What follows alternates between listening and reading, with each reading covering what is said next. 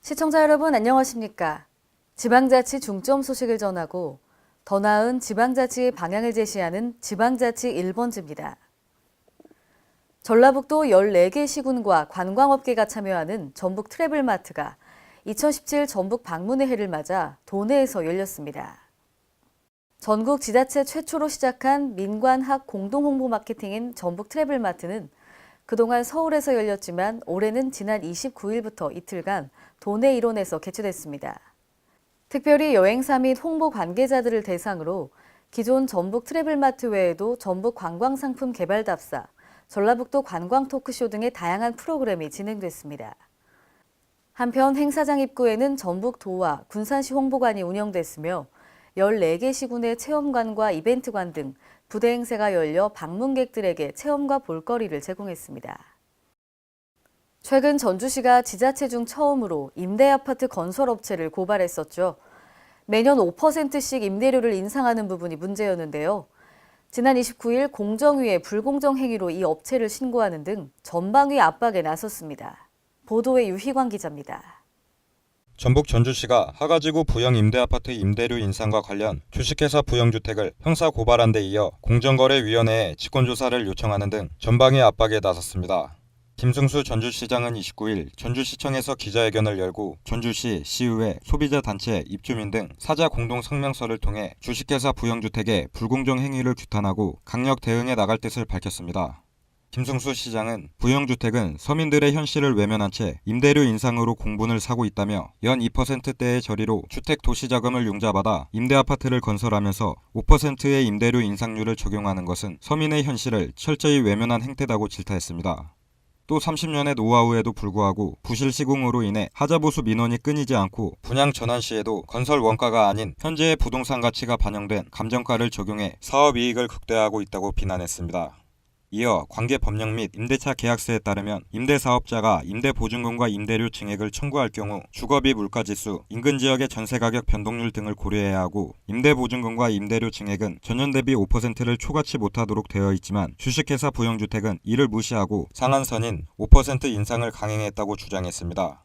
임차인이 부당함을 주장하는 과정에서 재계약 기한을 넘기면 재계약이 지연되거나 미뤄질 경우 계약 조건에서 정하고 있는 연체료 12%를 부담하는 조항으로 임차인에게 엄청난 압박을 주고 있습니다. 결국 연체료 부담으로 인해서 어쩔 수 없이 재계약을 할 수밖에 없는 상황으로 몰아가고 있는 것입니다. 이에 주식회사 부영주택과 임대사업자의 연 2.5% 이내 임대료 인하를 비롯한 국회에 부당 임대 조건 신고를 지자체에서 사전검토 조정할 수 있도록 하는 법령 개정을 촉구했습니다. 한편 전주시는 지난 13일 주식회사 부영주택을 임대주택법 위반으로 경찰에 형사고발 조치했습니다. KLN 유희광입니다. 보물 제662호인 전북 완주군 화암사 우화루가 국보로 승격될 전망입니다. 홍재희 기자가 보도합니다. 전북 완주군이 국영 중 하나인 화암사 우화루를 비롯해 4개의 보물에 대해 국보 승격을 추진합니다. 문화재청 문화재심의위원회는 국보 가치가 있는 11건의 문화재 중 완주 화암사 우화루, 밀양 영란루, 칠곡 송림사 5층 전탑, 공주 마고사 5층 서탑 4건의 보물을 선정해 국보 승격 심사를 벌이고 있습니다. 문화재청은 이들 4건의 보물에 대해 심사평가를 거쳐 올 연말 안으로 최종 승격 여부를 결정할 예정입니다.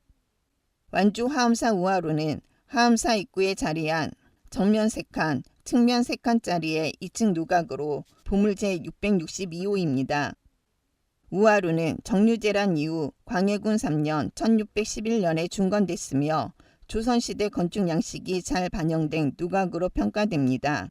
화암사 우화루가 국보로 지정이 되면은 그 건축을 공부하는 학생들은 학자들의 학습장이 됩니다. 화암사는. 그리고 우리나라의 지금 목조 건물들이 화암사 국보로 지정이 된다면 목조 건물을 2동씩 가지고 있는 것은 유일한 또 화암사가 되지 않나 싶습니다. 다폭의 양식의 공포가 기둥이와 귀둥 사이에 배치되어 있으며 점차는 양당부가 경사지고 단순한 형태로 조선전기수법이 적용된 조선 후기의 대표적인 누각 건물로 조선 목조 건물의 흐름을 보여줍니다.